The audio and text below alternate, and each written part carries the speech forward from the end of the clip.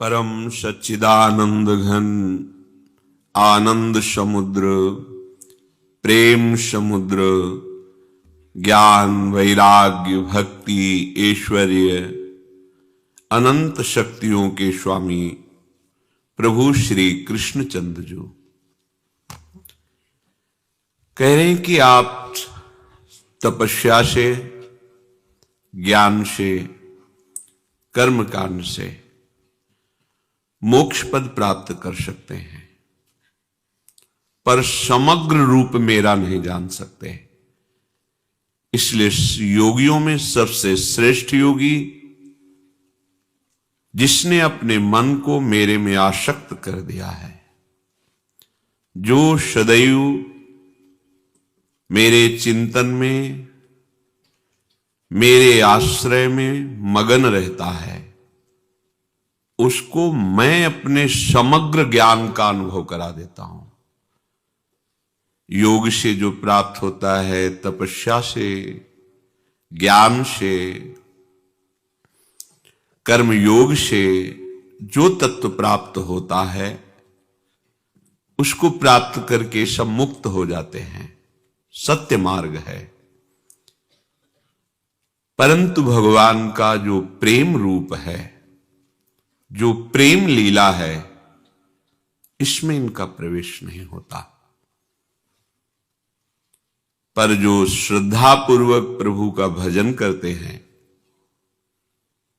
प्रभु के मन वाले हो जाते हैं, केवल प्रभु का आश्रय रखते हैं, उनको तत्वबोध तो हो ही जाता है, समस्त द्वंद्वों से वो मुक्त तो हो ही जाते हैं, पर वो प्रेम समुद्र प्रभु की लीला में प्रवेश पा जाते हैं।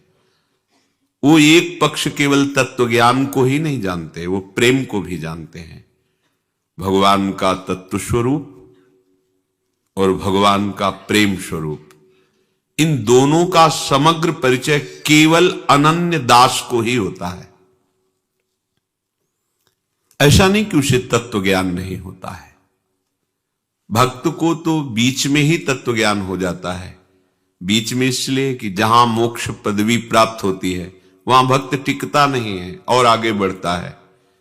वो प्रेम मार्ग का पथिक इसलिए मोक्ष को भी लांग करके आगे बढ़ जाता है। तो ये बात तो उसके मार्ग में ही अनुभव में आ जाती है कि सारा जगत मेरे आराध्य देव का स्वरूप है। तत्व रूप से भगवान कण कण में विराजमान है, अंतर्यामी रूप से सर्वत्र विराजमान है। पर उसको अंतर्यामी प्रभु से केवल तृप्ति नहीं हुई, उसे प्रगट में ललित त्रिभंगी गलबहिया देव ही प्रियाजू के साथ नवनिवृत्त निकुंज में विहरण करते हुए, विहार करते हुए, उनके चरणारविंद की समीपता, उनका प्रेम, उनकी सेवा, यह है समग्र रूप। तत्व ज्ञान भी है, सर्वान वस्तुतया निरीक्ष परम स्वराध्य बुद्धिर्मम, और बिलशन भी प्रेम का। अपने नेत्रों से ही प्रणय में रसिक ललितादि लोचन चषक पीवत मकरंद सुखरासि अंतर सची। जय हित हरिवंश निकट दासी जन लोचन चषक रसाशो घटकत। ये लोचन चषक रसाशो घटकत, ये योग में नहीं है, तप में नहीं है, ज्ञान में नहीं है, और कर्म योग में भी नहीं है। ये प्रेम योग है। तो जो श्रद्धा पूर्वक प्रभु का निरंतर भजन करते हैं, केवल प्रभु का आश्रय लेकर, वो प्रभु के समग्र रूप को जान जाते हैं, क्योंकि स्वयं प्रभु उसे बोध कराते हैं। उपासक को यह देखना है कि अगर उसके हृदय में रसिक अनन्यों के प्रति श्रद्धा प्रकट हो जाए, तो वो ज्ञान की इस आनंद भूमिका को भी पार कर सकता है, अन्यथा नहीं। वो वहीं मोक्ष पदवी में ही स्थित हो सकता है। बड़ा ये सूक्ष्म विषय है। ये जो ब्रह्म तेज है, इसको भेद कर आगे निकलने की सामर्थ्य रसिक गुरुदेव की कृपा कटाक्ष से ही होती है, अन्यथा वो वहीं उसी आवरण में रुक जाता है और द्वंद्व विमुक्ता परम अखंडानंद को प्राप्त होता है। उस अखंडानंद को वेद कर अनंतानंद में प्रवेश पाना, ये रसिक महापुरुषों की कृपा से। इसीलिए रे मन रसकन संग बिन रंचन उपजय प्रेम, एक ही उपाय है। प्रिया प्रीतम के अनुराग रस में डूबे हुए अनुरागियों का संग, उनकी आज्ञा का पालन, उनके इशारे पर चलना, तो हम माया की क्या बात है, मोक्ष पदवी का भी उल्लंघन करके आगे बढ़ जाते हैं और भगवान की ऐश्वर्य से भी अपनी चित्तवृत्ति हटाकर उनके महामाधुर्य में स्थित कर पाते हैं। रसिक महापुरुषों की कृपा से, उनके द्वारा दिए हुए मंत्र उपदेश के बल से। गुरुर भजन विक्रमात् को हिते महाबुद्धया, ये बड़ा गुरु भजन है। गुरुदेव के द्वारा दिए हुए इस गरिष्ठ रस का वो पान करके उन्मत्त हो जाते हैं, अनंतानंद में प्रवेश पा जाते हैं। यदि हमारे हृदय में ये बात बैठ जाए तो अहंकार नष्ट हो जाएगा कि रसिक महापुरुषों की कृपा से ही हमें ये प्रेम साधन मिला है और ये प्रेम साध्य निश्चित हुआ है। अहंकार तब होता है जब हम कर्ता होते हैं। कर्ता प्रकृति जन्य कार्य है, इसके आगे नहीं बढ़ सकता। त्रिगुणातीत प्रेम रस प्राप्ति कर्ता से नहीं होती, ये आश्रय से होती है। एक दीपक से दूसरा दीपक जल गया, एक हृदय से प्रेम दूसरे हृदय में प्रकाशित हो गया। इसीलिए भक्ति कर दीप प्रेम करि बाती, साधु संगति करि अनुदिन राती। श्रीहित महाप्रभु कह रहे हैं, साधु संगति करि अनुदिन राती। इस प्रेम रस की प्राप्ति का यही साधन है। रात दिन रसिकों की आज्ञा में रहो, यही उनका संग करना है। हरिराम व्यास जी कहते हैं, रसिक अनन्य भक्ति कल भोगी, जिनके केवल राधा वल्लभ वृंदावन रस भोगी। रसिक अनन्य भक्ति कल भोगी, जो सुख संपत्ति स्वपन न देखत, ज्ञान कर्म व्रत योगी। जिनके सहज स्नेही श्यामा श्याम सदा संयोगी। नीरस पशु पर से नहीं जाने, अभिमानी भव जोगी। व्यास जु हरि तजी आन जु मानत, हुए है तुरक दुरोगी। रसिक अनन्यन भक्ति कल भोगी। रसिक अनन्य महापुरुष जन भक्ति के प्रेम रस का भोग करते हैं, अर्थात निरंतर प्रेम में ही डूबे रहते हैं, छके रहते हैं, प्रेम रसास्वापान करके उन्मत्त रहते हैं। वो रसिक महापुरुष जिस रस में डूबे रहते हैं, उसके लिए रसिक अनन्यों का संग केवल आराध्य देव में ही आशा भरोसा विश्वास, ये दुर्लभ बात है। जिनके केवल राधा वल्लभ वृंदावन रस भोगी, जिनका केवल लक्ष्य बन गया है हमारा कल्याण हो जाए, हम मुक्त हो जाए, ये बहुत महिमा की बातें हैं। पहले तो यहीं से हटे कि हमारी अनुकूलता प्रतिकूलता, मान अपमान, सुख दुख में वृत्ति समान हो जाए, हमें लोक लोकांतर का कोई भी भोग प्रतिष्ठा मान आदि ना घसीट पावे, तब इसके आगे बात है मेरा कल्याण हो जाए, मोक्ष हो जाए। फिर इसके आगे की बात है प्रभु का प्रेम रस दास्य भाव से, सख्य भाव से, वात्सल्य भाव, कांता भाव। फिर इसके ऊपर की बात है ये महामाधुर्य रस, वृंदावन रस भोगी। ये वृंदावन रस है, नित्य विहार रस। ये केवल अनन्यता से आता है।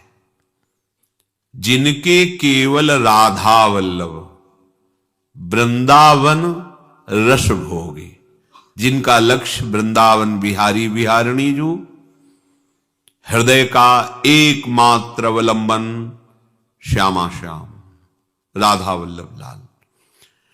जो सुख संपत्ति स्वप्न न देखत, ज्ञान कर्म व्रत योग, बड़े बड़े व्रत अनुष्ठान से, बड़े बड़े कर्म कांड से और ज्ञान मार्ग से और योग मार्ग से जिस रस को ये स्वप्न में भी नहीं देख सकते, उस रस की बात हो रही है।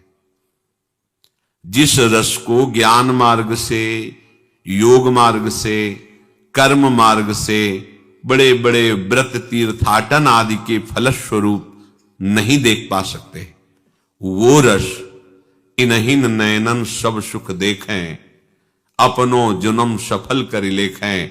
कौन? जिनके केवल राधा वल्लभ श्री वृंदावन रस भोगी, जिन्होंने अपने जीवन को वृंदावन धाम में आश्रय वृत्ति से या अखंडवास वृत्ति से समर्पित कर दिया, और श्री प्रिया प्रीतम ही जिनके जीवन है, जिनका साधन भी प्रिया प्रीतम है और साध्य भी प्रिया प्रीतम है। ऐसे रसिक महापुरुषों को जो सुख मिलता है वो ज्ञान से, योग से, कर्म से, बड़े बड़े व्रतों से स्वप्न में भी नहीं देख सकते। जागृत की या ध्यान की भावना तो दूर रही, स्वप्न में भी नहीं। जो केवल श्रीधाम वृंदावन का आश्रय और वास स्वीकार करके श्यामा श्याम की उपासना में अनन्य है, तो उसका सहज प्रेम हो जाता है। ये बहुत बड़ा शब्द है, सहज। सहज होना बड़ा कठिन है। हमारी टेढ़ी चाल रहती है, चतुरता रहती है, कपट रहता है, छल रहता है। सहज होना, सहज प्रेम में भगवान बिक जाते हैं। जाहि न चाही कबहु कछु, तुम सन सहज स्नेह। तो बसहु निरंतर तासुर सोराउर निज गे। जिसका आपके साथ सहज स्नेह है, हे प्रभु, जिसे और कभी कुछ नहीं चाहिए, आप उसके हृदय में अपना निजी घर मान करके निरंतर निवास करते हैं। ये सहज प्रेम, कोई निमित्त नहीं, कोई कारण नहीं, कोई लाभ की बात नहीं।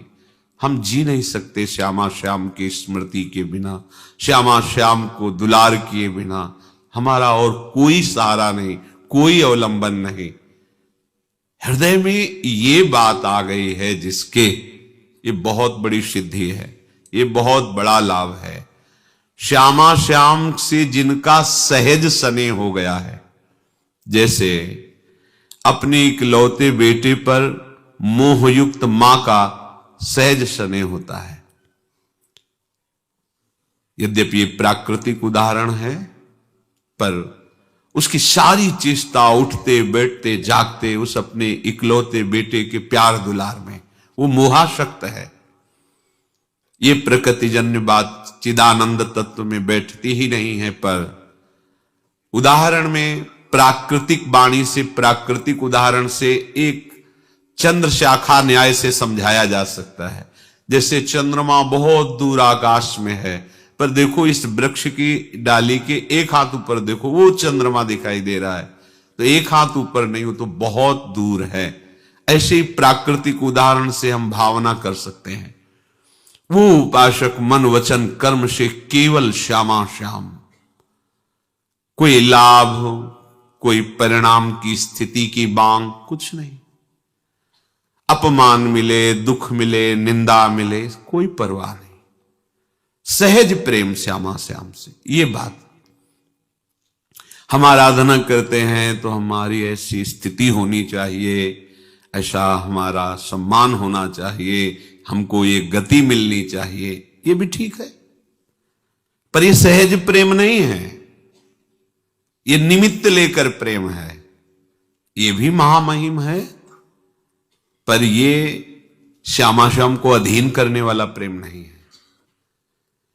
श्यामा श्याम की अधीनता स्वीकार करके और जब उनमें लगा जाता है तो उनके बिना जी नहीं सकते, ये सहज प्रेम है। तद विस्मरणेन परम व्याकुल देते, यही उसका लाभ है कि हम कभी भूलू ना।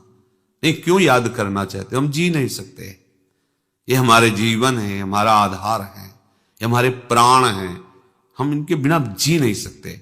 कोई स्थिति की मांग, कोई अध्यात्म उन्नति की मांग, लोक लोकांतर की तो बात ही जाने दो, कोई मांग नहीं, कोई चाह नहीं, हमारी कैसी स्थिति है इसकी कोई परवाह नहीं। केवल प्रेम, सहज प्रेम श्यामा श्याम से। जिनके सहज स्नेही श्यामा श्याम सदा संयोगी, तो श्यामा श्याम का सदा संयोग रहता है ऐसे उपासक के पास। केवल दर्शन मात्र नहीं, संयोग रहता है, हर समय श्यामा श्याम के समीप रहता है। जिसका सहज स्नेह, जब तक कोई निमित्त है तब तक दूरी है, निमित्त दूर हुआ तो ये दूर नहीं रह सकते। अभी कोई न कोई अन्य अवलंबन, आश्रय, कामना, चाह, निमित्त, यहां तक कि अपने कल्याण, अपने मोक्ष की चाह का भी त्याग करके प्रेम मार्ग में प्रवेश होता है। पर हम जैसे हैं, हमें उसकी भी परीक्षा नहीं करनी। हम जैसे हैं श्यामा श्याम के हैं, संबंध में परीक्षा नहीं करनी। साधन में जरूर हम प्रश्न उत्तर कर सकते हैं, संबंध में नहीं। हम जैसे हैं श्यामा श्याम के, श्यामा श्याम हमारे। साधन में जो गुरुजन आदेश करते हैं उसमें कैसे चला जाए, अगर त्रुटि है तो हम प्रश्न करें, समाधान प्राप्त करें। जो हमसे कृपा पूर्वक करवाया जा रहा है परमार्थ का साधन, उसे हम अपना ना मान करके अपने गुरुदेव, अपने आराध्य देव की कृपा मानते हैं, क्योंकि कृपा से ही वो साधन होता है। पर हमें साधन बल से श्यामा श्याम हमारे हैं ऐसा नहीं है। हम जैसे भी हैं श्यामा श्याम हमारे, हम श्यामा श्याम के हैं। इसमें हमारा कोई साधन बल बीच में नहीं आना चाहिए, नहीं तो आपको ऐसा लगेगा कि अभी श्यामा श्याम हमारे नहीं हुए क्योंकि मैं उनके लायक नहीं हुआ हूं, हम में ये दोष है, हम में ये दोष है। ये पक्का है, हम उनके लायक नहीं, पर वो हमारे हैं, हम उनके हैं। ये सहज संदेह रहित संबंध श्यामा श्याम का निरंतर संयोग अनुभव कराता है। यहीं तक पहुंचने में देरी है। श्यामा श्याम प्रतिपल तुम्हें कैसे बताएं, एक एक वृत्ति श्यामा श्याम में हो जाती है। एक एक वृत्ति, कोई करण नहीं बकाया रहता जो अपना अस्तित्व रखता हो। अंतःकरण श्यामा श्याम में हो जाता है। ये उनकी तरफ से होता है, आके बैठ जाते हैं, एक एक वृत्ति में विराजमान हो जाते हैं। ये नीरस पशुवत आचरण करने वाले जन कैसे जान सकते हैं रसिकों के हृदय को, जो विषय भोग में पूरा दिन नाना प्रकार के भोग संग्रह और रात्रि सोने में या विकार में नष्ट कर रहे हैं। वो क्या जाने, ये कोई शब्दों से जानने वाला विषय नहीं है, ये तो हृदय का विषय है। और हृदय में आपने आश्रय ले रखा है संसार और संसार के भोगों का, कैसे समझ पाओगे प्रेम मार्ग। हरिराम व्यास जी कह रहे, नीरस पशु परसे नहीं जाने अभिमानी भवजोग। ये जो अपने ज्ञान का अभिमान रखते हैं, जानकारी का अभिमान रखते हैं कि हमें संसार में बहुत ज्ञान है, पर आसक्त हैं भोगों में, शरीर में, व्यवहार में, मान प्रतिष्ठा में, तो बोले ये संसार का जोग है इनका, ना भक्ति का जोग है ना ज्ञान का जोग है। इनका संयोग उसी विषयों में है, शरीर विलास में है, मान प्रतिष्ठा में है। व्यास जो हरि तज आन जो मानत हुए है तुरक दुरोगी। जो परम प्यारे करुणा वरुणालय श्री हरि श्री युगल सरकार के चरणों का आश्रय छोड़कर अन्य अवलंबन लेकर संसार के भोगों में भटक रहे, म्लेच्छवत इनका जीवन होगा।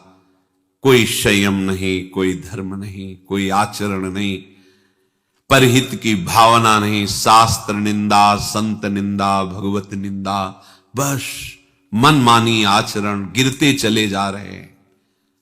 क्या जीवन का यही स्वरूप है?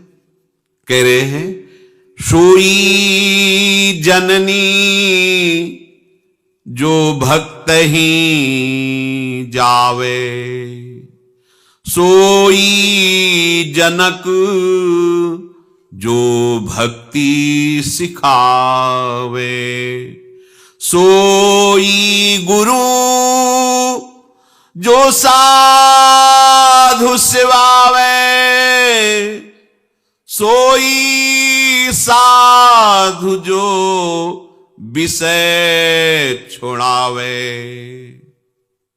मां शब्द उसी का सार्थक है जिसने धर्मात्मा, धर्म का आचरण करने वाला और भगवान श्री हरि पर विश्वास करके उनके चरणारविंद का आश्रय लेकर व्यवहार को भी भक्ति रंग में रंग दिया है। वही भक्त जगत तारने की सामर्थ्य रखता है। धन्य है मां जो ऐसे पुत्र को प्रकट करे। नाम प्रसंग कहे तो उपदेश, जहां या धर्म धन्य सो देश, धन्य सुकुल जही जन्म भयो, धन्य सो तात धन्य सो माए, संतत सकल सुनहु चितलाए, श्री हरिवंश प्रताप जस। नाम प्रसंग में जिनका चित्त डूबा हुआ है, जो प्रभु के नाम में डूबे हुए हैं, ऐसे जन जिस देश में प्रांत में पैदा हुए धन्य है वो देश, जिस कुल में पैदा हुए वो कुल धन्य है। सो कुल धन्य उमा सुन जगत पूज्य सुपनीत, जगत पावन करने वाला वो कुल है जहां ऐसा महाभागवत प्रकट हुआ। उनके माता धन्य है, उनके पिता धन्य है, जिसके पुत्र भगवान की भक्ति से संपन्न हो। सोई जननी जो भक्त ही जावे, वही मां मां कहलाने योग्य है। जब श्री लखनलाल अपनी मां से पूछ रहे हैं, सुमित्रा जी से, कि प्रभु श्री राम बन जा रहे हैं, हमारा हृदय विकल हो रहा है, उनकी चरण सेवा के लिए आपका क्या आदेश है? उनका धन्य है आज मैं मां कहलाने योग्य हुई। पुत्रवती जुवती जग सोई, जाकर पुत्र राम भगत होई। न तरु बांझ बलि बांध बियानी, राम विमुख सुतते बढ़ानी। बेटा आज मैं मां कहलाने योग्य हुई। वही मां मां है जिसका पुत्र भगवान का भक्त है। न तरु बांझ, नहीं तो ऐसा पुत्र नहीं होना चाहिए, वो बांझ रह जाए मां। सुमित्रा जी कह रही हैं जो धर्म का नाश करने वाला, भगवान की निंदा करने वाला, भक्ति विरोधी पुत्र है, वो पुत्र नहीं है। इससे अच्छा था कि बांझ हो रह जाए। न तरु बांझ, और शब्द पशुवत का प्रयोग किया है। जब पशु कोई बच्चा देता है तो उसे गांव में कहते हैं कि गाय बियानी है, तो वहां शब्द कह रहे अगर भगवान का भक्त धर्मात्मा दूसरों का हित करने वाला नहीं पुत्र है, दूसरों का अहित करने वाला, पापाचरण करने वाला, भगवत विरोधी आचरण करने वाला है, तो बोले बादी बियानी, वो पशुओं की तरह व्यर्थ में बालक को दिया। न तरु बांझ भली बाद बियानी, राम विमुख सुतते बड़ी हानि। बड़ी हानि हो गई, भगवान से विमुख पुत्र पैदा हुआ। धन्य है वो मां जिसके देशभक्त, सबको सुख देने वाला भगवत भक्त ऐसा पुत्र पैदा होता है। वही पिता है जो अपने बालक को धर्म पे चलना सिखाए, भगवत मार्ग में चलना सिखाए। यहां तो उल्टा ही हो रहा है। मातु पिता बालक ही बुलावें, उदर भरे सोई जतन सिखावे। बस केवल इतनी शिक्षा, तुम कैसे पेट भर लो, बस। हमारी शिक्षा का केवल प्रयोग है वासनाओं की पूर्ति। नहीं नहीं, विद्या वासनाओं की निवृत्ति के लिए होती है। वासना का भूत सवार होकर के मनमानी आचरण करे, वो अविद्या ही है, विद्या नहीं है। उस विद्या में धूरी परे जो दूसरों को दुख दे रही है, दूसरों की पतन, दूसरों के नाश का हेतु हो रही है, वो विद्या किस काम की? वही पिता है जो अपने पुत्र को वो विद्या सिखावे जिससे आवागमन मुक्त हो जाए, जिससे दूसरों का मंगल हो, दूसरों का हित हो, भगवान का प्रियजन बने।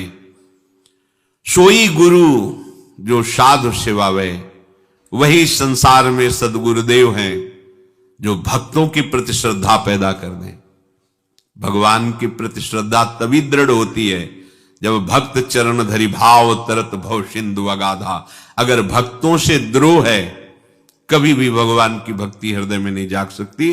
किसी भी संप्रदाय के भक्त से यदि आपका द्रोह है तो श्री भगवान स्वयं कहते हैं, वैकुंठवासियों में तुमसे सत्य सत्य सत्य कहता हूं, जो हमारे भक्त का अपराध करता है, भक्त से द्रोह करता है, पर मेरा नाम जप करता है, मेरी पूजा भी करता है, तो वो नरक जाएगा। मैं तुमसे सत्य कहता हूं, जैसे कोई मेरे पैर को पूजे पर गले पर छुरी चलाए तो कैसा, ऐसे ही कोई मुझे पूजे, मेरा नाम जप करे, मेरे भक्त का अपराध करे, अपमान करे, कभी उसके हृदय में विमल भक्ति नहीं जग सकती, सदगति नहीं हो सकती। तो गुरु सोई जो साधु सेवावे, गुरुदेव वही है जो वैष्णव जनों के प्रति चरणारविंद में दासता का भाव पैदा कर दे, सब संतों के प्रति भगवत भाव पैदा कर दे, सब संतों के प्रति श्रद्धा पैदा कर दे। अगर दूसरे किसी भी संप्रदाय या किसी भी भगवान नाम जापक के प्रति आपका जरा भी हे भाव है, उसके अनादर की वृत्ति है, तब तक आपके हृदय में भगवत भक्ति प्रकाशित नहीं हो सकती। सोई साधु जो विषय छुड़ावे, वही संत है जिसके संग से संसार के भोगों की रुचि खत्म हो जाए, संसार के भोगों का त्याग हो जाए और प्रभु का नाम अच्छा लगने लगे, उनका रूप अच्छा लगने लगे, उनकी बातें अच्छी लगने लगे, तो समझो साधु समागम हो गया। आज हम साधु समागम का मतलब समझते हैं कोई चमत्कार करे। भाई चमत्कार इससे बड़ा क्या हो सकता है? देखो सूर्य चमक रहे हैं, चंद्र चमक रहे हैं, पृथ्वी जल में तैर रही है, वायु सबका जीवन बन रही है, देखो सबके चेहरे बने हैं। ऐसा नहीं कि किसी की नाक यहां हो, किसी की आंख यहां हो, सब एक जगह हो, सब अलग अलग पहचाने जा रहे हैं। कितने लोग हैं, सबका अलग अलग रूप है, सबके नाक की जगह नाक लगी, आंख की जगह आंख। ये चमत्कार नहीं दिखाई दे रहा मेरे प्रभु का? अरे इन नटनागर श्री हरि के चमत्कार को छोड़ करके आप और कौन सा चमत्कार देख रहे हो? देखो कुछ ना होते हुए भी आप फंसे हुए हो माया में। कैसा चमत्कार है? खाते चले जा रहे हो, कभी अघाते नहीं हो, भोगते चले जा रहे हो, फिर भी भोगने की इच्छा, ये तुम्हें दिखाई नहीं दे रहा। उसका चमत्कार ना होने पर भी भास रहा है, जो है वो नहीं दिखाई दे। कितना बड़ा चमत्कार है। इस जगत नाटक वैभव के रचने वाले श्री हरि के चरणों का आश्रय, श्री हरि चरणों में प्रेम, श्री हरि चरणों का चिंतन, ये संत संग से मिलता है। अगर संसार प्रिय लग रहा है, भोग प्रिय लग रहे हैं, कामनाओं की पूर्ति की प्रबल चाह है, तो ये साधु समागम उसका समन करती है। कामनाओं से निवृत्ति, भोगों से निवृत्ति, भगवत चरणारविंद में रति। नहीं तो साधु समागम का आजकल जो हम अर्थ लेते हैं, कामनाओं की पूर्ति हमारी हो जाए, हमारे ऊपर कोई ऐसा चमत्कार हो जाए कि हम अरबपति बन जाएं, हमारे ऊपर कोई ऐसा चमत्कार हो जाए हमारे रोग नष्ट हो जाए, हमारे पुत्र हो जाए, ये सब बढ़िया है। प्रणत कामदम पद्मजार्चितम, भगवान कल्पतरु हैं और उनके वो दास हैं, उनके समीप जाओगे जिस भावना से, हो सकता है आपकी कामना पूर्ति हो जाए। पर हम इसे साधु संग का परिणाम नहीं कहेंगे। साधु सोई जो विषय छुड़ावे, विषयों में फंसे हुए मन को प्रभु के नाम रूप में लगा दे, ये संत का चमत्कार। अनंत जन्मों से प्रकृति के अधीन मना खष्टा इंद्रियाणी प्रकृति स्थान कर सती, इसको मोड़ दे, ये चमत्कार, इसको मोड़ दिया। पांचों ज्ञानेंद्रियों सहित मन सर्वेश्वर प्रभु में लग गया, प्रियालाल के नाम रूप में लग गया, संसार कड़ुआ लगने। ये है संत संग का प्रभाव। सतसंगति संस्कृति करंता, सोई धर्म जो भर्म नशावे। वही धर्म है जिसमें कभी संशय न रह जाए, संशय शून्य वृत्ति प्रभु में लग जाए। सोई धन जो प्रीति बढ़ावे, वो धन धन्य है जो भगवान के चरणों में समर्पित करवा दे। वो धन धन्य नहीं हुआ जो हमें भोगों में और फंसा दे। धनाभिमानी मान करके हम शराब पीने लगे, मांस खाने लगे, बेविचार करने लगे, हिंसा करने लगे, दूसरों को सताने लगे। ये धन का प्रयोग सर्वनाश है। सो धन धन्य प्रथम गति जाकी, वो धन धन्य है जो भगवत सेवा में, साधु सेवा में, गौ सेवा में जनहितार्थ लगता है। वो भगवत कृपा प्रसाद प्रदान करता है। धन वही है जो प्रभु के चरणों में हमें जोड़ दे, प्रभु के चरणों से हटाकर विषयों में लगा दे। ये तो माया है, सर्वनाश कर देगी। सोई सूर जो मन न चलावे, यहां बलवान वही है जो अपने मन को भोगों में न जाने दे और प्रभु में लगा दे। सावई मना कृष्ण पदार विंदयो। बल का मतलब ये नहीं है कि जहां मन कहे वहीं चले जाओ, जैसा मन चाहे वैसा तुम लोगों के साथ बर्ताव करो और सोचो मैं बलवान हूं। नहीं, तुम तो गुलाम हो, विषयों के गुलाम हो, मन के गुलाम हो, बलवान नहीं हो। बलवान वो है जो मन को रोककर धर्म में चलाता है। जैसा शास्त्र आदेश है, गुरुजनों का आदेश है, वैसे मन को चला, वो बलवान है। जो काम क्रोध आदि की मार को सहकर उनको परास्त कर दिया, उसे बलवान कहते हैं। सोई सूर जो मन न चलावे, सोई धीर जो चित न डुलावे। हम जिस भगवत मार्ग में चल रहे, चाहे जितनी निंदा हो, चाहे अपमान हो, चाहे जितने संकट आ जाए, अब हम इस मार्ग से अपने चित्त को हटा नहीं सकते। ऐसी निष्ठा जिसके हृदय में आ गई, वही धीर है, वही धैर्यवान है। सोई मुख जो हरि गुण गावे, वही मुख है जो प्रभु की चर्चा करता है, प्रभु के नाम कीर्तन, प्रभु के गुण कीर्तन। ये बहुत अमृत है। स्वभाव बना लीजिए, अपना स्वभाव बना लीजिए निरंतर प्रभु का सुमिरन करने का। सबसे बड़ा लाभ यही है। हर समय प्रभु के नाम का, उनके गुणों का गायन जिह्वा से करते ही रहिए। पद चल रहा है, कभी नाम चल रहा है, कभी मंत्र चल रहा है, कभी उनके रूप के चिंतन में डूबे हुए हैं, कभी उनकी कोई बात लेकर उसी में डूबे हुए हैं। ये जो सुन रहे हो, ये मनन करते हुए मन को लगाने के लिए बहुत बढ़िया है।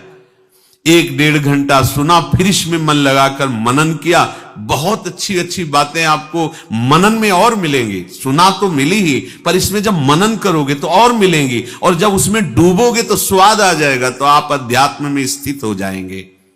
सोई मुख जो हरि गुण गावे, सोई व्यास जो रास करावे। व्यास माने महान, वही महान है जो हमें रास में प्रवेश दे दे। रास में प्रवेश, ये हमारा जन्म नवनिभृत निकुंज में अद्भुत विलास करने वाले युगल सरकार के चरणों की सेवा के लिए मिला है, अन्य के लिए नहीं। क्योंकि हमें घसीटा गया है, इस रस में हमें दीक्षा दी गई है, इस रस में मुझे आकर्षित किया गया है। अब मुझे जाना है अपनी प्रियाजू के पास। नवनिभृत निकुंज हमारा घर है, प्रियालाल हमारे स्वामी हैं। ये अंदर बैठा लीजिए। हमारी संपत्ति श्री श्यामा श्याम है, ये वृंदावन है। हमारा सुख 8 पहर इनमें डूबे रहना है। अब इसके आगे न कोई ज्ञान है, न इसके आगे कोई भक्ति है, न इसके आगे कोई प्रेम है। माधुर्य रस, श्रृंगार रस सबसे गरुआ प्रेम है, और उससे भी आगे महाप्रेम, महामाधुर्य रस वृंदावन विलास है। प्रभु कह रहे हैं कि मेरे आश्रित होकर के मेरा भजन करोगे तो आपको मेरा समग्र रूप प्राप्त हो जाएगा। देखो, अपने लोग बिल्कुल नहीं जानते थे रस, कहीं ना कहीं किसी न किसी भगवान के नाम रूप का आश्रय मिला उनकी कृपा से, और वो क्रम से चढ़ाते चढ़ाते चढ़ाते चढ़ाते यहां ले आए। तो वही तो ला रहे ना। वो कह रहे हैं असंशयम समग्रम माम, संशय रहित होकर तुम पूरा का पूरा मेरे को जान जाओगे। जैसे ज्ञान है ना तो भगवान के आत्म स्वरूप का, लेकिन उनकी लीला, उनके प्रेम, उनकी श्रीअंग सेवा नहीं। ये जो प्रेम में पहुंच गया उसको ज्ञान भी हो गया है, और वो प्रेम स्वरूप, यह है समग्र रूप प्रभु का। प्रभु श्री कृष्णचंद्र जी कह रहे हैं ज्ञानम तेहम सविज्ञान मिदं वक्ष्याम्य शेषतः यज ज्ञात्वा नेह भूयोन्यज ज्ञातव्यमवशिष्यते। अब मैं तुझे ज्ञान प्रदान करूंगा, तेरे लिए मैं उपदेश कर रहा हूं। यहां बड़ी कृपा झलक रही है कि मैं सीधे तुझे अपना ज्ञान प्रदान कर रहा हूं, समझ। क्योंकि प्रभु के ज्ञान को बड़े बड़े महापुरुषों ने अनुभव किया, तो जितनी उनकी भावना है उतना अनंत समुद्र है प्रभु ज्ञान के, तो कोई था कैसे पा सकता है। पर वो स्वयं वर्णन कर रहे हैं तो अपने आप को पूर्ण जानते हैं। प्रभु को केवल प्रभु ही जानते हैं, प्रभु की महिमा को केवल प्रभु ही जानते हैं, दूसरा नहीं। दूसरा उतना ही जानता है जितना प्रभु ने जना दिया है। तो आज अर्जुन जी को कह रहे हैं तेरे लिए मैं विज्ञान सहित ज्ञान संपूर्णता से कहूंगा, क्योंकि तू मेरा भक्त है, मेरी शरणागत हुआ है, मेरा शिष्य बना है ना। तो जो आर्त है, शिष्य है, समर्पित है, अब अधिकार हो जाता है, गुरु अपने हृदय की सारी बात उसके हृदय में प्रकाशित कर देते हैं। साधन से क्रम से चढ़ना होता है, जन्म जन्मांतरों की लीला है, लेकिन गुरु कृपा से ऐसे ऐसे दीपक जला वैसे ही जल गया जैसे वहां जल रहा है। साधन पक्ष यहां नहीं, यहां कृपा पक्ष है। मोक्ष मूलम गुरु कृपा। आज जगत गुरु बोल रहे हैं प्रभु श्री कृष्ण, मैं तुम्हें ज्ञान का उपदेश करूंगा क्योंकि तुम मेरा है। तो ये अर्जुन के लिए बोल रहे हैं, तो मैं कैसे समझूं कि मैं प्रभु का हूं। प्रभु मुझे वैसे ही प्यार करते हैं जैसे अर्जुन जी से प्यार करते हैं। महापुरुषों के वचनों को श्रद्धा से सुनकर विश्वास पूर्वक हृदय में धारण करें। यदि आपके हृदय में प्रभु की याद आ रही है, अचानक प्रियालाल की याद आ रही है, हृदय ऐसे मचल रहा है, कोई अपना कोई विचार नहीं, अपनी कोई साधना नहीं, पर हृदय में कुछ हो रहा है अभी, ये सीधे प्रिया प्रीतम आपकी याद कर रहे हैं। ये सीधे प्रिया प्रीतम आपकी याद कर रहे हैं, तब आपके हृदय में हो रहा है। देखो, आपको प्रिया प्रीतम प्यार करते हैं, आपके हृदय में प्रिया प्रीतम की याद आ रही, श्यामा श्याम की। अचानक एक मन खिन्नता से भर गया और एक विशेष प्रकार की पीड़ा हो रही हृदय में। वो वाणी का विषय नहीं है, वो दिल मचल रहा है, हृदय एकदम, उसकी समाधान कुछ नहीं है उसका, बस वो हो रहा है और उसमें प्रिया प्रीतम की याद आ रही। ये प्रिया प्रीतम आपको याद कर रहे हैं, इसलिए ऐसा हो रहा है। ऐसा आप कोई भी नहीं कह सकते कि ऐसा मेरे जीवन में नहीं हो रहा है, नहीं कह सकते। यदि आप शरणागत हैं तो जब से शरणागत हैं तब से आज तक आप ये नहीं कह सकते कि ऐसा मेरे जीवन में नहीं हुआ। चाहे वो आधा मिनट के लिए हुआ, एक बार खिन्नता आई और याद आई, कैसे मुझे नीच को कैसे प्रिया प्रीतम मिल सकते हैं। ये प्रिया प्रीतम आपसे मिलना चाहते, वो आपकी स्मृति में है, तभी आपकी स्मृति वहां पहुंच रही है। यदि उनकी कृपा ना हो तो तुम उनकी याद नहीं कर सकते हो। हरिवंश कृपा हरिवंश का है। कोई भी भक्त, बहुत ध्यान से सुनना, ये सार बातें हैं। कोई भी भक्त ऐसा नहीं कह सकता कि मैं पूर्ण निष्पाप हूं। कोई शब्द है, कोई भी भक्त ऐसा नहीं कह सकता कि मैं पूर्ण निष्पाप हूं। निष्पाप होता तो संसार में मनुष्य जन्म क्यों होता। ये मनुष्य शरीर मिलावट में बना हुआ है, पाप और पुण्य, दोनों की मिलावट से इसकी रचना है। पुण्य का शरीर स्वर्ग में, पाप का शरीर नरक में, पाप पुण्य मिश्रित शरीर मृत्युलोक में, और निष्पाप जहां न शुभ है न अशुभ है, वो भगवत देह है, वो भगवत भाव है। पूर्ण निष्पाप तो भगवान करते हैं। खास बात समझो शरणागति की। इसीलिए भगवान कहते हैं तपस्वी, ज्ञानी, योगी, कर्मकांडी, इन सब से मेरे मत में सर्वश्रेष्ठ योगी वो है जो मेरा आश्रय लेकर भजन करता है। क्यों? क्योंकि पूर्ण रूप से निष्पाप कोई नहीं हो सकता। वही होता है जिसे भगवान करते हैं।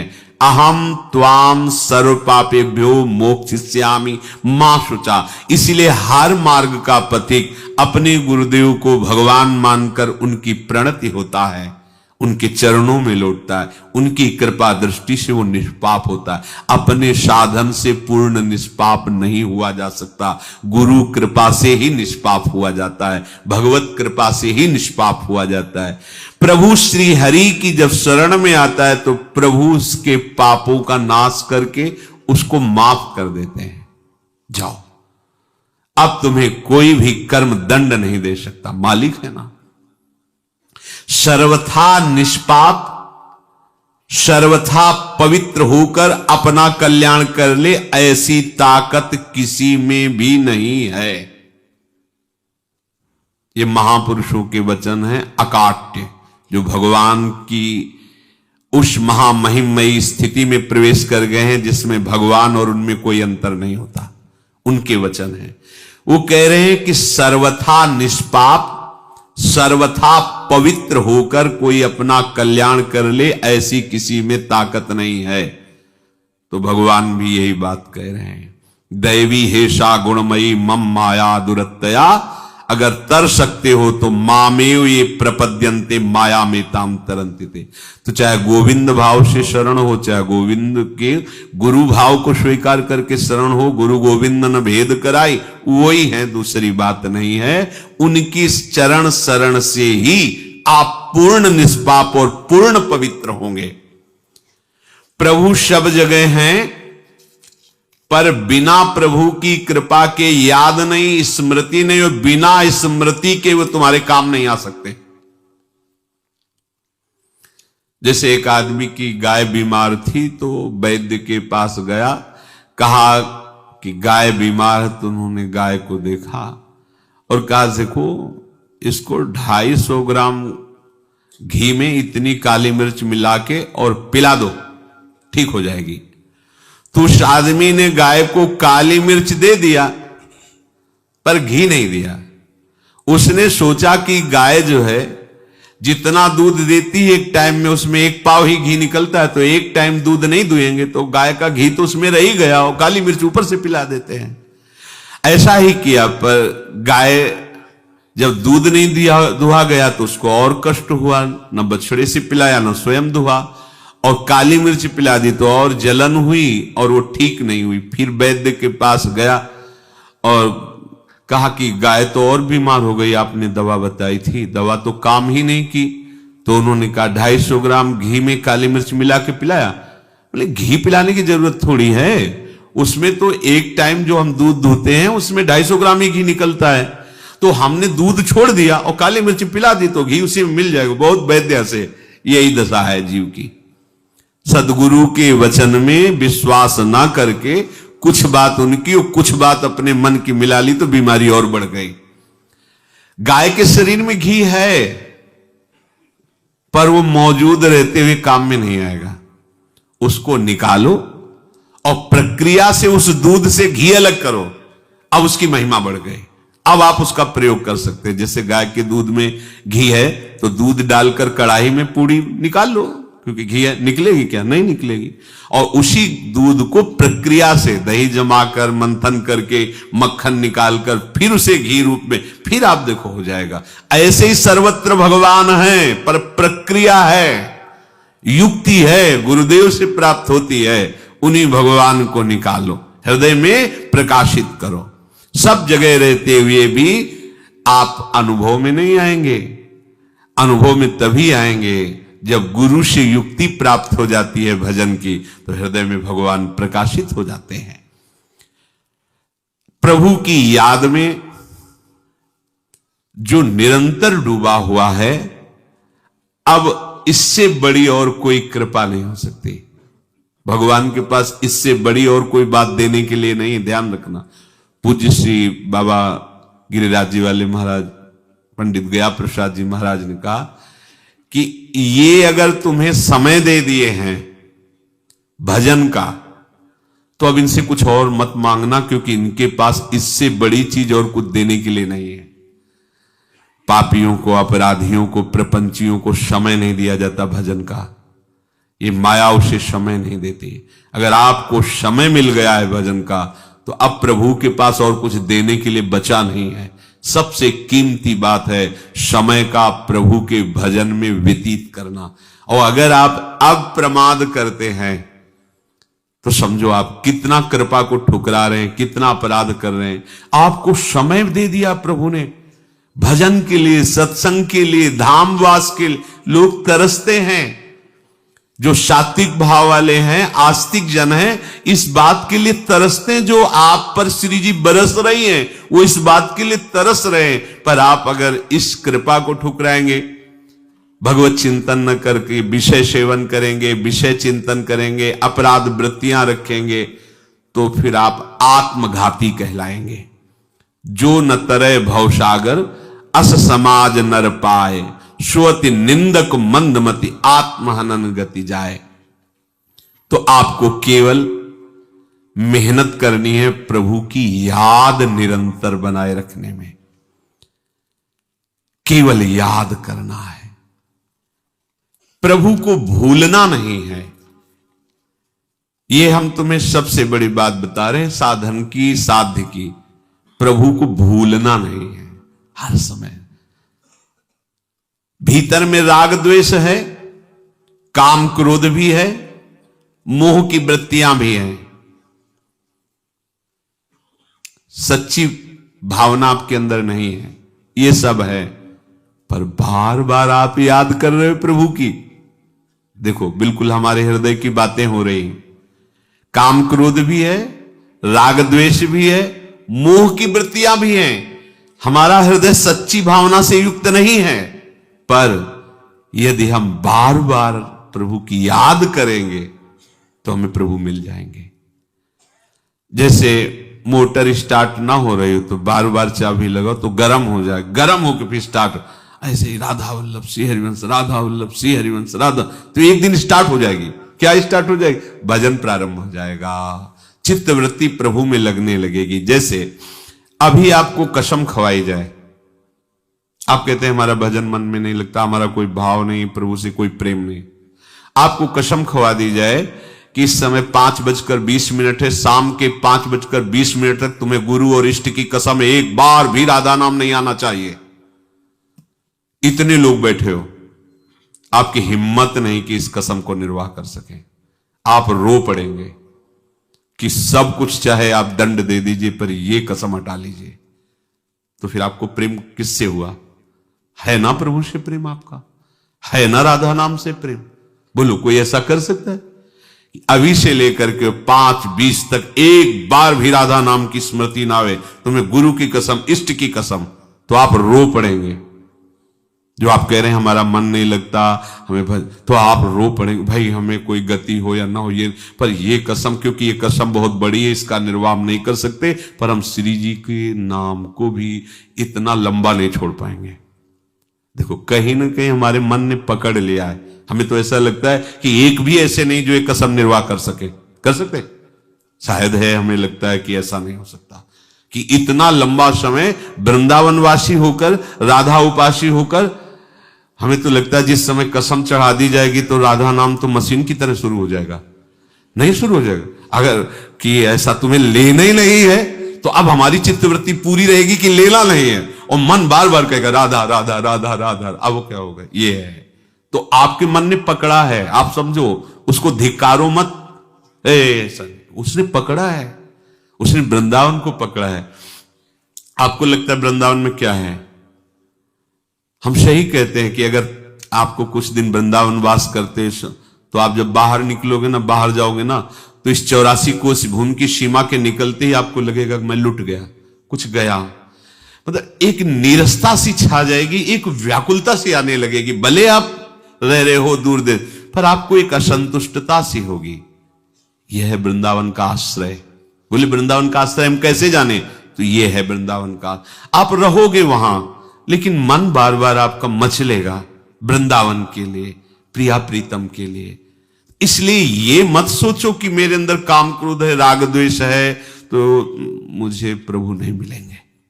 ध्यान रखना, सिद्धांत है नहीं मिलेंगे, सिद्धांत है नहीं मिलेंगे, पर सिद्धांत ये भी है कि आपने प्रभु को पुकारा तो आप कौन है ये प्रभु नहीं देखते। वो प्रभु चाहे जिद अपिचित सुदुराचारो, भगवान के वचन है, अपिचित सुदुराचारो भजते मां मनन।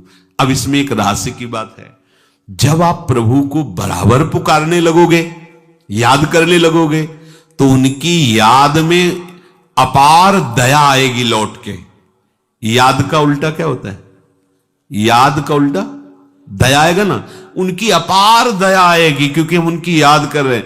वो दया जहां हृदय में आके भरी, तो ये काम क्रोध लोभ मोह मद मत्सर ये सब मेढक की भांति उछलकर बाहर चले जाते हैं। जैसे कोई गजराज किसी सरोवर में कूद पड़े तो एक कछुआ और मेढक सब निकलकर भाग जाएंगे, नहीं तो मर जाएंगे वो। ऐसे ये सारे विकार भाग जाते हैं। हमने ऐसे संत भगवान को देखे हैं जो शास्त्र को बिल्कुल नहीं पढ़ना आता, मतलब ककाहरा ही नहीं पढ़े, गांव के जैसे शरीर प्रकट हुआ और स्कूल गए नहीं, पर उनका जीवन शास्त्र के सिद्धांत मिला लो पूरा जीवन। क्यों? बस नाम जप कर रहे हैं। नाम ने ऐसी अंदर स्थिति पैदा कर दी कि जो शास्त्र आदेश करते हैं लिखा पढ़ी वाले, वो सब उनके आचरण में है। पढ़ के देख लो और आचरण मिला के देख लो। तो यहां कह रहे हैं कि बार बार स्मरण करने से एक बार वो पुकार हो जाएगी जिस पुकार के लिए शास्त्रों में कहा गया है। एक बार जिन नाम ली हित सो होए अति दीन, ताको संग न छाड़ही ध्रुव अपनो कर लीन। बार बार पुकार से एक बार तो वो पुकार निकली जाएगी जिसमें प्रियालाल रुक नहीं पाते। हां, एक बार जिन नाम ली हित सो होए अति दीन, तो ताको संग न छाड़ही ध्रुव अपनो कर लीन। सत्य है, प्रियालाल उसे अपना कर लेते हैं। भगवत प्राप्ति का सबसे सरल उपाय है पुकारो उनको। राधा वल्लभ, हम नाम जप कर रहे हैं, मानो पुकार रहे हैं अपने प्यारे को। Radha Vallabh Shri everyone, Radha Vallabh Shri everyone. ये जो गणना है, संख्या है, ये मन लगाने के लिए कि आज इतना किया तो कल प्रमाद ना आ जाए। बकाया संख्या से भगवत प्राप्ति नहीं होती है। हृदय की सरस भावना में जब पुकार होती है तो फिर भय प्रकट कृपाला दीन दयाला वो हृदय में प्रकाशित हो। इसलिए मंत्र जपो मानो पुकार रहे हैं, नाम जप कर रहे हैं मानो हम पुकार रहे हैं अपने प्रीतम को, बड़े आनंद से। टेंशन लेकर के, भार लेकर के कि इतने माला करना ही है, अब चित्त वृत्ति इधर उधर, नेत्र इधर उधर, ये क्यों आप ऐसा बोझा लिए हुए हो? नहीं नहीं, जितनी देर आपका मन लगे तो आप बैठ के मन को राजी करके 10 मिनट पुकार करते हैं, फिर आप जैसा कहोगे वैसा। 10 मिनट मेरा साथ दे दो मन, मैं अपने प्रभु को पुकार लूं। राधा वल्लभ श्री हरि, राधा वल्लभ श्री। ऐसी भावना करो कि हम बैठकर प्रभु को पुकार रहे हैं और हमारे प्रभु सुन रहे हैं। राधा राधा, हा स्वामिनी, हा प्रियाजू। फिर चलते फिरते नाम जप करते हो। कुछ समय ऐसा हम प्रभु को पुकारें, अपने दिल की बात अपने प्रभु से कहें।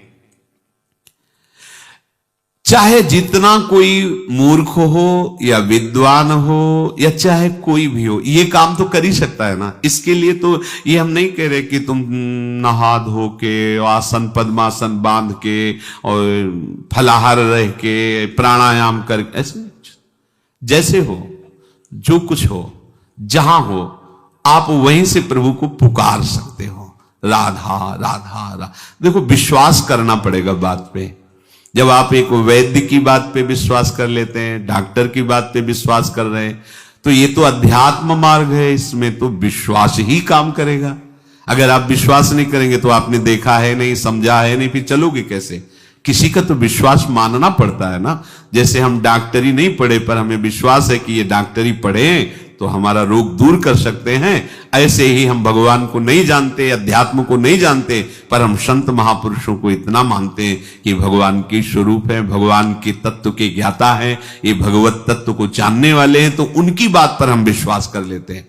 तो इस बात पर विश्वास करो, कोई भी हो, कहीं भी हो, इसके लिए उसे ज्ञान की जरूरत नहीं है, इसके लिए उसे पवित्रता की जरूरत नहीं, इसके लिए उसको अमुक कुल का होना जरूरी नहीं, अमुक स्थिति का होना जरूरी नहीं। कैसा जहां भी हो, जो भी हो, राधा वल्लभ श्री हरिवंश, राधा राधा, ये तो आप पुकार सकते हो ना। इसके लिए तो हम नहीं कह रहे कि आप ऐसे बन करके पुकारो, ऐसा वो आगे की बातें हैं। पहले आप पुकार शुरू करो, राधा वल्लभ श्री हरिवंश। क्या जाता है, क्या वाणी तो लगा ही रहते हो प्रपंच की बातों में, तो बोलो ना राधा वल्लभ श्री हरिवंश, राधा वल्लभ, सब आनंद हो जाएगा। मान लो, विश्वास कर लो। बिन विश्वास भगति नहीं ते, बिन द्रवहि न राम, राम कृपा बिन सपन्यू, जीव न लहा विश्राम। हम आपको सच्ची कहते हैं, ज्ञान योग, कर्म योग, भक्ति योग, इन सब योगों में सर्वश्रेष्ठ है भगवान की स्मृति, पुकारना।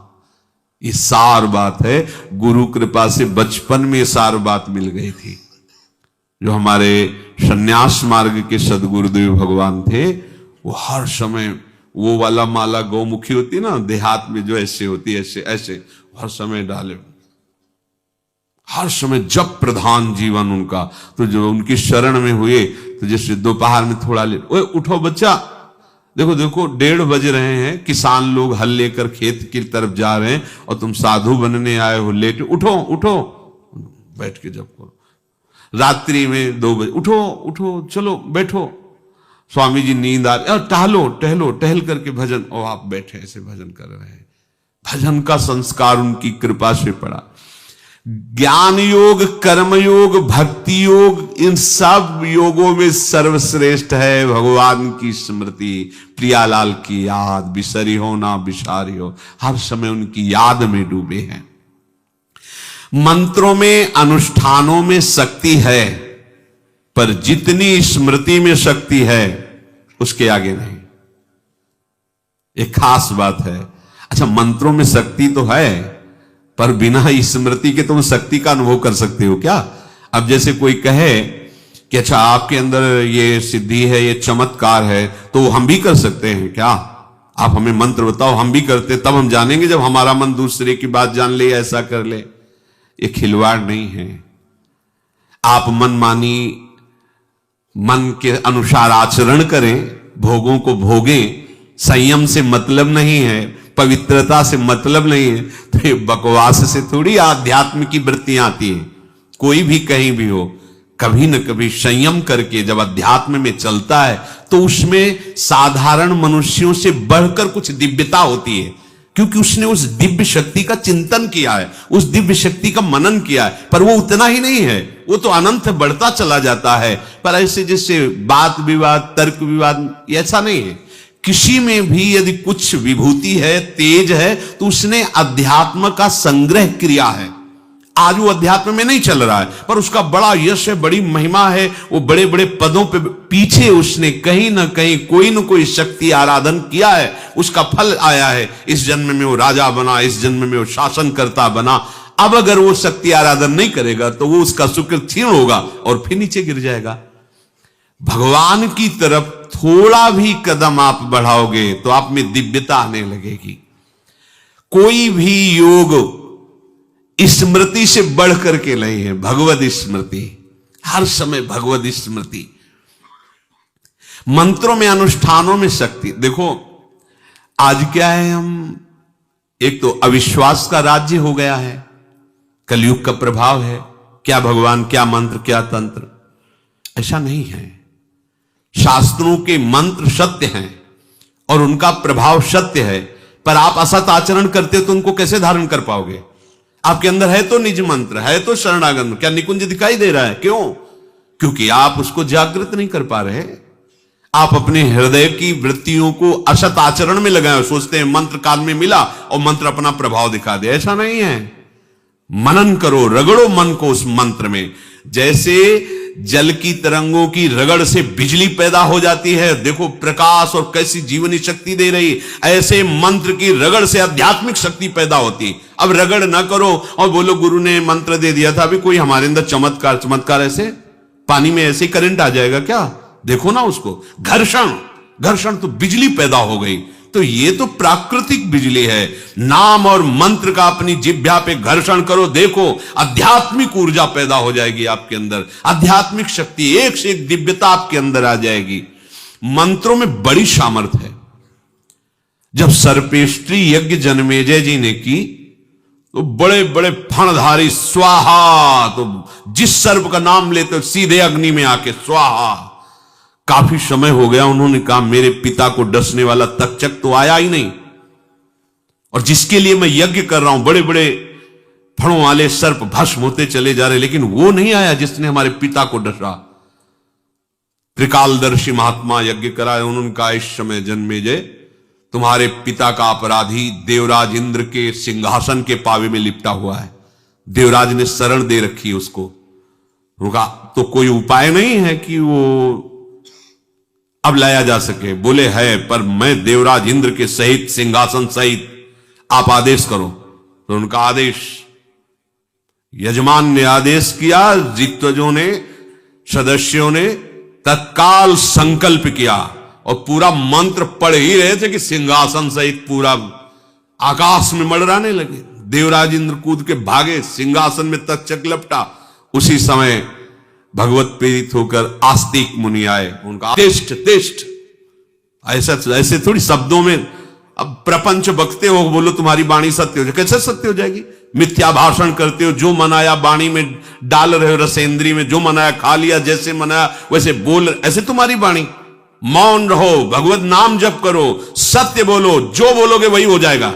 देखो तो करके मन मानी। आज तिष्ठ, उधर मंत्र पढ़ा जा रहा है, उनका तिष्ठ वहीं रुक गया।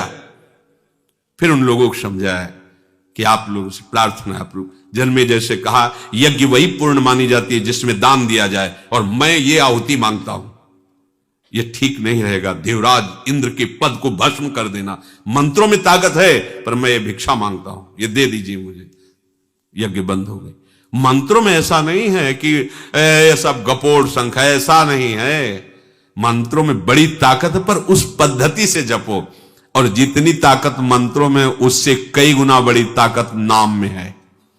और इसमें कोई विधान की बात नहीं कहेगी, बस पुकारने की बात। इसीलिए कलयुग में सबसे श्रेष्ठ उपासना है भगवद स्मृति। नाम नाम चहु जुग चहु श्रुति, नाम प्रभाव लोको वेद न आनु पाऊ। कलयुग केवल नाम आधारा, सुमिर सुमिर नर उतर। सुमिर सुमिर, बार बार हमें भगवद स्मरण। मंत्रों में, अनुष्ठानों में शक्ति है, पर उनके लिए विधान है। उसके अनुसार चलोगे तब आपको अनुभव में आएगा, ऐसा थोड़ी है। पर नाम में आप पवित्र हो कि अपवित्र हो, आप ऊंचे हो नीचे हो, मूर्ख हो पढ़े लिखे, इसे कोई मतलब नहीं। अच्छा, राधा राधा बोलने में कौन सी पीएचडी की जरूरत है तुम्हें? बस विश्वास कर लो। देखो, कई लोग तो ऐसे विश्वासी होते हैं कि कहां लिखा है पुराणों में, कहां ऐसा। भैया, हमारी छाती में लिखा है। तुम अगर हमारे ऊपर श्रद्धा करो और जप करके देखो तो बात समझ में आ जाएगी। श्रद्धा से बात समझ में आती है, ये तर्क से थोड़ी समझ में आती। अच्छा, सब प्रमाणित भगवान के नाम हैं, तुमने लिया क्या आज तक? तुम्हें अनुभव हुआ क्या आज तक? तो सोचो, ये वृंदावन धाम में जाके एक पात पात में राधा नाम निकल रहा है, तुम्हें सुनाई देता है क्या? रजकण महाप्रेम से तुम्हें अनुभव में आ रहा है क्या? तो आंखों के अंधे, ज्ञान के अंधे तुम्हें कैसे समझ में आवे? विश्वास पूर्वक लगो तब तो समझ में आए। वेद झूठे थोड़ी, तुम वेद को प्रमाण मानो तो वेद कह रहा सर्वम खलमिदम ब्रह्म, तुम्हें दिखाई दे रहा है, अनुभव में आ रहा है। भगवान कह रहे हैं भगवान की बात मानो, मत्ता परतरम नान्यत किंचित दस्ते, तुम्हें दिखाई दे रहे हैं ललित त्रिभंगी? नहीं तो बीमार आदमी हो, चुपचाप दवा खाओ, पहले भवरोग की बीमारी दूर हो, तब तुम्हारे नेत्र सही होंगे, फिर तुम देख पाओगे। श्रद्धा में बड़ी ताकत है। एक पंडित जी नाम की महिमा, भक्ति की महिमा सब गाते ही भागवताचार्य जन। तो एक सीधा साधा गांव का आदमी गाय चराने के लिए पूरे गांव की उसको ठेका मिलता, उसी से भोजन वस्त्र मिल जाते थे। तो गांव के लोगों ने कहा कि तुम तो गाय चराते जीवन व्यतीत हो जा रहा है, अरे एक दिन कथा भी सुन लो, भागवत की हो रही। तो कहा चलो चलते चलते सुन लेंगे। तो सुना कि जो आदमी गुरु दीक्षा नहीं लेता उसका जन्म बेकार है, धिक्कार है। चला गया, विचार किया कि यही है शब्द पकड़ना कि यार हमारा जीवन तो बेकार हो गया, तो किसको गुरु बनाए? हम तो और कोई जानते नहीं, पंडित जी को, भागवताचार्य को गुरु बना लेते हैं। तो शाम के आए, प्रणाम किया और कहा महाराज हम आपको गुरु बनाते हैं और आप हमें दीक्षा दे दो, क्योंकि आपकी कथा सुनी थी, उसमें आपने कहा था कि गुरु के बिना जीवन बेकार है और धिक्कार है। हम देखा कि फटा पुराना कुर्ता पहने, थोड़ा दीक्षा लायक भी तो होना चाहिए। और नहीं नहीं ठीक है जाओ। दूसरे दिन महाराज हमें तो दीक्षा चाहिए, हमने तो आपको गुरु मान लिया। तो उन्होंने कहा देखो जिस दिन कथा समाप्त होगी उस दिन तुम्हें दे देंगे। फुसला दिया कि रोज खड़ा रहे। सीधा आदमी, पता लगी कि कल कथा संपन्न हो गई, संपन्न होगी। अब वो गए तो पंडित जी ने कहा देखो अभी सब भगत लोग आ रहे हैं, कथा संपन्न हुई, भेंट चढ़ रही, बाद में हम तुम्हें दे देंगे। अब दूसरे दिन जाना था और संध्या के समय उन्होंने लोटा उठाया, सोच के लिए चले। उसने सोचा अब यहां तो भीड़ लगेगी नहीं, सोच में तो एकांत, यहां गुरु मंत्र मिल जाएगा, वहां तो हमारी पहुंच ही नहीं हो रही, भीड़ भाड़। अब वो पीछे गुरुजी, अब गुरुजी खाए खीर पुआ के थे तो पेशर था सोच का। अब वो पीछे लगे, वो लोग कहा गुरुजी, वो देखो उस समय भीड़ थी तो मंत्र नहीं दिया, अब तो अकेले होते। अरे उन्होंने कहा भैया हम सोच जा रहे, वो मंत्र दे दो, दीक्षा दे। अब वो गाय चराने वाला आदमी, उन्होंने सोचा ये पीछे लगा रहे तो सोच अब कहां होंगे। धद गपोचंद, अच्छा गुरुजी। अब वो सीधा समझा कि गुरुजी ने गुरु मंत्र दे दिया। अब वो धद गपोचंद, विश्वास, ये देखो विश्वास। एकांत में घर गया, बैठ गया, धद गपोचंद। अब ऐसी लगन लगी, चरवाहा था, घर वाले पड़ोस वाले सब सुन सुन के हंसे कि न राम न कृष्ण न हरि, ये क्या है। और वो ये बात बताया नहीं कि हम गुरु दीक्षा ली है। सीधे कई दिन हो गए, बस वो न खाना न पीना। भगवान ऐसे भोले भाले भक्तों से बहुत जल्दी, कौतुकी है ना, श्रृंगार कर रहे थे, बोले जाना है एक महान भक्त को दर्शन देने के लिए। तो रुक्मिणी जी ने कहा प्रभु हम भी चलेंगे दर्शन, भक्त दर्शन। तो जब जब आप कहीं ऐसा तो हमें सौभाग्य मिलता है तो हमें लिवा चलो साथ। बोले थोड़ा अलवेला भक्त है, तुम संशय मत करना। तो ठीक गए। भगवान ने कहा कि हम तो उसके सामने तब प्रकट होंगे, पहले तुम दर्शन कर आओ। तो रुक्मिणी जी साधारण भेष में गई, घर वालों से राधे राधे किया और कहा भगत जी, बोले हाँ हाँ वो कमरे में है। वो आ गई तो आंख में धद गपोचन, मतलब रुक्मिणी जी ये कौन सा मंत्र है, आज तक तो हमने भगवान का नाम सुना नहीं। और भगवान कहते मेरा महान भक्त है ये। मतलब न वेदों में सुना है, न पुराणों में सुना है, न ऋषि मुनियों से सुना है, न सागोपाल शास्त्र नाम में है, न विष्णु शास्त्र नाम में, मतलब ये है क्या। तो नजदीक गई और कहा ये क्या बोल रहा है, किसका नाम जप कर रहा है। कई बार जब पूछा तो घर का तो कोई आता था नहीं पूछने, तो समझा कोई बाहरी महिला आई। तो ऐसे खोल के देखा हल्का सा, तो चरणों की तरफ स्त्री है। तो कहा तुम्हारे खसम का जब, ओ गाय चराने वाला गांव के, कहा तुम्हारे खसम का जब कर रहे हैं, धद गपो चल। रुक्मिणी जी आई, वो गुस्सा में बोला था क्योंकि भूखा प्यासा लगा है। रुक्मिणी जी आई, बोली प्रभु वो तो सर्वज्ञ है, उसने कहा तुम्हारे खसम का जब करे, मतलब आपका जब करे। भगवान ने कहा हाँ इसीलिए तो हमने कहा मान भगत है वो। और अब हम चलते हैं। तो भगवान समीप गए, उसकी आंतरिक वृत्ति को अपनी तरफ उसने देखा, भगवान के चरणों में लौट गए, आनंद मगन हुए। रुक्मिणी जी ने दरवाजा बंद किया और कहा प्रभु पहले इस नाम की व्याख्या कीजिए, ये जो नाम जिससे आप प्रभावित होकर आए हैं, ये नया नाम सृष्टि में हमने सुना है आज तक। बोले नहीं मेरी मैया के द्वारा दिया गया नाम है। वो जब हम अपने सखाओं को सुख प्रदान करने के लिए, वृंदावन के बंदरों को सुख प्रदान करने के लिए माखन अपने घर का ही बांटते थे ना। तो हम माता आनंद अनुभव करती थी इस बात से, पर कभी कभी चिढ़ करके कोई वो ऐसी लीला करती थी जहां तक हम ना पहुंच पावे, तो उन्होंने बड़े ऊंचे में मटके टांगे माखन के कि आज देखते हैं कन्हैया कैसे लेगा। तो हमने उखल खड़ा किया, उसके ऊपर सखा चढ़ाया, फिर उसके कांधे पे चढ़े, अब ऊंचाई तो, और फिर ऐसे निकाल कर कुछ सखाओं को कुछ बंदरों को ऐसे पारे, इतने में मैया आ गई। अब कूद सकते नहीं क्योंकि सखा है और आप हैं, गिरेंगे तो फिर लग जाए, तो एकदम वैसे ही खड़े हैं। भैया हाँ क्या कर रहे हो, बड़ा उपद्रव तुमको। नहीं उपद्रव नहीं भैया, तो हमें भूख लगी थी। तो फिर क्या किया, हमने देखा इसमें चींटी थी, तो हम कहा मैया आएगी, फिर हम मांगेंगे तो फिर चींटी निकालेगी, फिर पवाएगी, तो हम चींटी निकाल रहे थे। मैं बड़े चतुर हो, अंगुली से चींटी निकाली जाती कि इतना इतना, बोले हम जिसमें ऐसे रखते वो चींटी अंदर चली जाती, खबो खबो कैसे निकाल रहे थे। हाँ ठीक है चलो ये बात तुम्हारी मानी, लेकिन यहाँ क्या कर रहे थे, ये लगी है, यह भी तो लगा। बोले मैया मक्खी बार बार ऐसे लग रही थी, तो हमने कहा ऐसे कर लिया तो पूरा मक्खा है। तो मैया लगा दर्द गपो चल गई। तो बोले ये हमारी यशोदा मैया का धरा हुआ नाम है। श्रद्धा से गुरु मंत्र मानकर जपा तो द्वारिकाधीश भगवान और महामहिम महालक्ष्मी स्वरूपा रुक्मिणी जी का साक्षात्कार हुआ और वो सच्चा भगत बन गया। फिर ये राधा नाम तो हरि रसना राधा राधा रट। हाँ जो बिल्कुल ही अपरिचित है वृंदावन धाम से तो उनके लिए तो अपरिचित है ही, पर आप गपोचंद से भी ये श्रेष्ठ है, क्योंकि गपोचंद भी इस नाम को जपते हैं। वो कहते हैं अपने सखाओं से कि तुम समझते हो कि गिरिराज जी मैंने उठाया, नहीं, ये राधा नाम ने उठाया, राधा रूप ने, क्योंकि राधा रूप का ध्यान करते हुए राधा राधा जपते हुए 7 दिन हमको पता ही नहीं चले कि गिरिराज जी हमारे भगवान जिस नाम में जिस प्रेम में डूबे हुए हैं वो राधा नाम अपने लोग, ये अमोघ है, ये किसी के तर्क का विषय नहीं है, ये श्रद्धा और प्रेम का विषय।